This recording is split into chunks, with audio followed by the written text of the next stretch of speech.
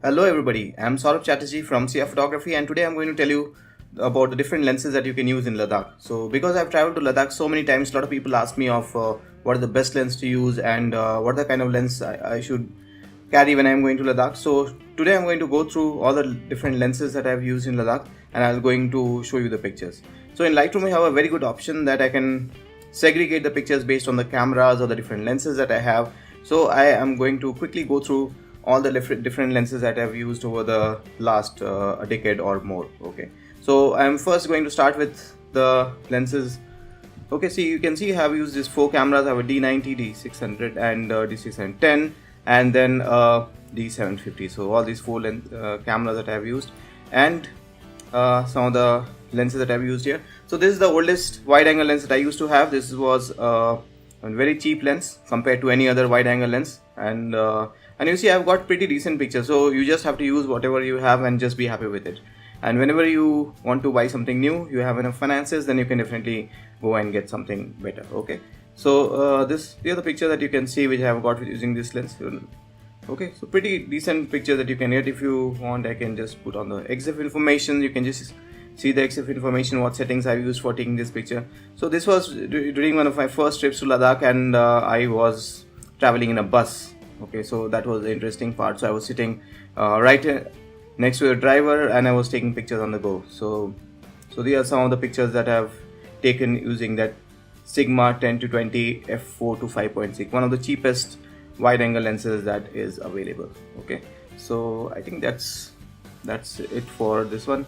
Yeah, 1855 lens. So it's a very kit lens for the crop camera. So this is one picture I've got using that lens. Then I go to 22.8. So this is one of my favorite lenses. So whenever I am going for photography, especially hiking in the Himalayas, this is the lens that I use because it's a really tiny lens and can really take good pictures. Okay, and most of my astrophotography before 2017 have been taken using this lens. Okay, I'm quickly going to take you through the pictures taken using this lens. Okay, so yeah, these are the pictures you can see that I've used this lens. Okay, so this is one of my most favorite lenses that I have. So a really nice lens to have.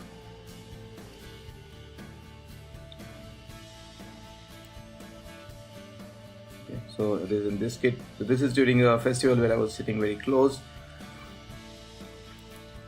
Okay, the Hemis festival. Okay, there's a Shanti Stupa.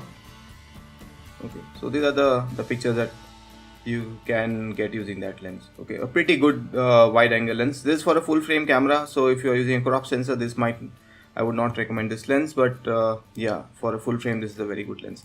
Now see, these are the pictures taken with the 24-85. So this is a kit lens of my D610, and it's very similar to the 1855 lens that you can have for your crop sensor. Okay, so can see some of the pictures taken using this lens, so that will give you some idea about what are the possibilities using that lens. So these are the pretty good lens I have taken. As you can see, I have taken some really nice landscapes to portraits. So it is just about how you use the lens. So even if you have a basic 1855 lens, that should be just good enough. Okay,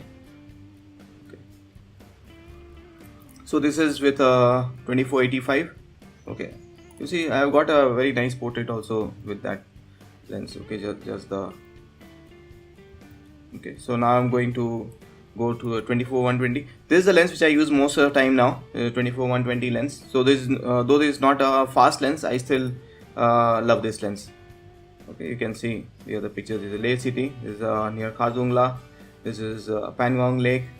This is one of flight. So the good thing about this lens is you can zoom in and zoom out quite a lot. So yeah, you can get pictures like this. So you have a lot of flexibility.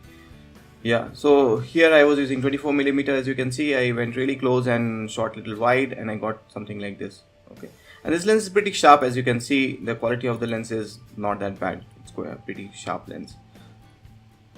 Okay, this is again near Khardungla. Okay, so trying a long exposure with a ND filter. It's a pretty decent picture. So you see I've done even these pictures. So even if you have a basic 1855 lens and you don't have much anything else, so this lens is still good enough for you. Okay, so this is the 35 f2. This is an old lens. This is a D lens, and I still love this lens. This is one of my most favorite lenses that I have. Okay, so all these pictures have been taken using that lens. So pretty decent lens, though you cannot zoom in or zoom out. So but I like the kind of feel that you get with that lens. So I really love that lens that I have. And also another tiny lens that I have. And the other good thing about that lens is the minimum focusing distance of this lens is quite less. Okay, now I'm going to quickly go through the 50. I generally don't use a lot of 50mm. So nowadays I started shooting with 35 or 20, little wider.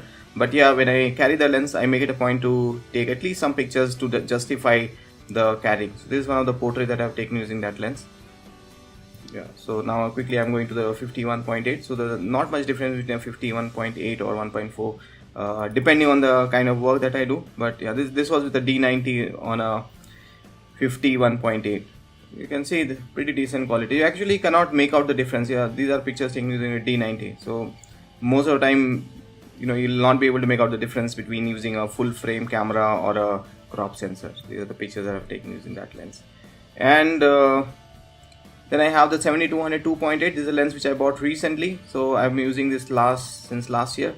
So you can see now the pictures taken using this. And this lens is incredibly fast in focusing. Also the VR is quite good. That's what I saw, because I'm telling you this because previous to that I was using this 70-200 f4 to 5.6 is a D lens. This is one of the cheapest lens that is available on Amazon. This sells for only rupees 6,000, but very slow in focusing. But you see, I've taken some decent pictures even with that lens. So this was a lens which I used. I still have that, but I don't use it at all. Okay, it's just like, okay, so. And you will never see Pangong like this again, because you see now it is so full of people. There is a Nubra Valley and the picture from Nubra Valley.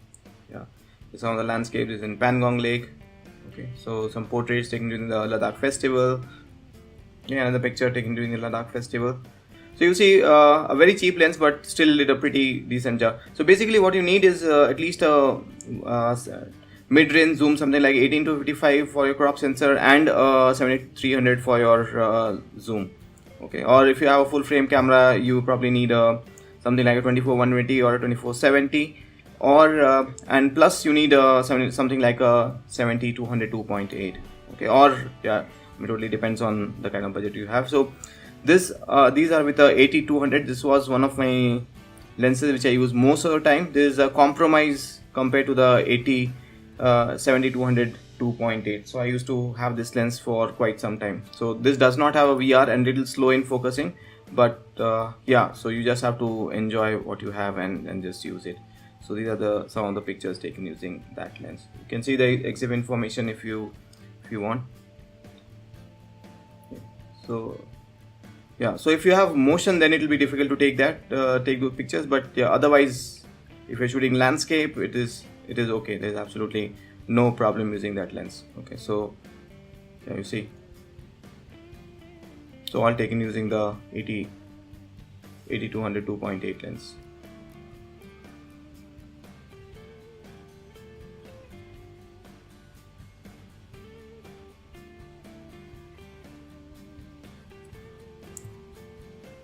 Alright, so now I'll take you through this 85 1.8. I generally don't use this lens, but because I carried it, as I said, I make it a point to use every lens that I carry. So I was just trying to use this lens. Okay, so but yeah, I can do pretty much something similar with my 24-120 as well.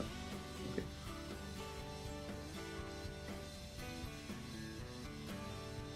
These are from Hanle. Hanle is a place of Ladakh which not many people go. This is from a long exposure from Stakna Monastery. Okay, and now I'll quickly go through the pictures from the Tamron 1530. This is a lens which I bought recently, and I love this lens. Okay, so this is my wide angle lens that I use most of the time right now. So you see I have taken 26 pictures out of this 191 pictures using this lens. Okay, so I'll quickly go through these pictures. So this one, there's a stitch of actually 6 shots, not a single shot. Okay, there's one shot. Okay, so you get some very super wide perspective when you're using this lens. Okay, so absolutely different perspective. So this guy, I went really close and shot at C20mm to get this whole thing. So really good lens to use. See, and yeah, Milky Way, I love shooting the Milky Way with that lens because you get a really wide angle of view, and yeah. and you get a very good flare of that lens as well, which really works out for landscape photography. So you can see this is okay. So some very unique perspectives you get with that lens.